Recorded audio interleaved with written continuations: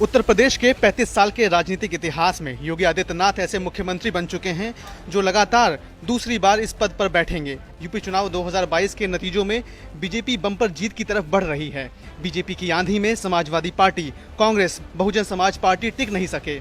BJP की इस विजय गाथा ने राज्य के चुनावी भविष्य की तस्वीर बदल कर रख दी है। इस विजय के नायक रहे हैं योगी आदित्यनाथ। योगी आदित्यनाथ ने ऐसे कई समीकरणों को ध्वस्त कर दिया है जो 35 साल तक राज्य में रहे दूसरे मुख्यमंत्री नहीं कर सके थे। आइए समझते हैं ऐसे मुद्दों को जिन्हें ध्वस्त करके योगी ने प्रदेश में विजय की नई पटकथा लिख डाली। गोरखपुर का बंधन टूट गया। 2017 से पहले योगी आदित्यनाथ गोरखपुर की राजनीति तक ही सीमित रहे थे।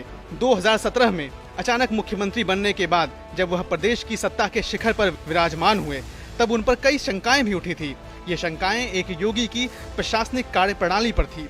सवाल उठने लगे थे कि क्या योगी यूपी जैसे विशाल प्रदेश की सत्ता को चला सकेंगे। हालांकि बीते 5 सालों में योगी ने न सिर्फ प्रदेश चलाया बल्कि बड़ा वर्ग ये भी मानने लगा कि उन्होंने अपराध पर नकेल भी कसी।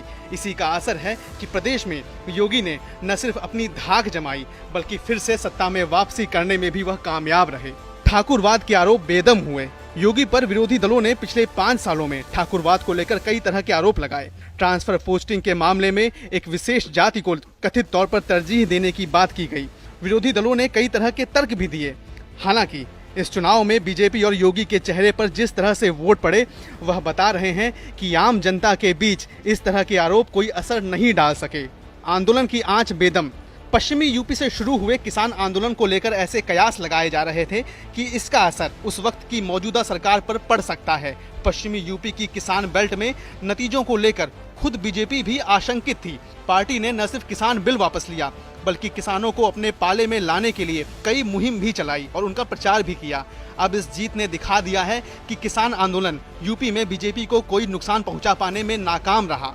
जाट भी जुटे, मुस्लिम भी मिले। बीजेपी को इस चुनाव में जाट और मुस्लिम समुदाय के वोट भी मिले हैं, ऐसी जानकारी मिली है। अखिलेश यादव की समाजवादी पार्टी और जयंत चौधरी की राष्ट्रीय लोकदल के चुनाव पूर्व गठबंधन के बाद से राजनीतिक विश्लेषक मान रहे थे कि बीजेपी को इन दोनों ही समुदायों के वोटों का नुकसान हो सकता है। मुस्लिम वोट की बात न भी की जाए तो जाट वोट पार्टी के साथ रहा है, खासकर 2014 के बाद से।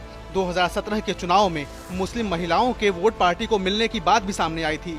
इस बार के नतीजों ने जाट वोटरों को लेकर पार्टी में उपजे भय को भी ध्वस्त करके रख दिया है।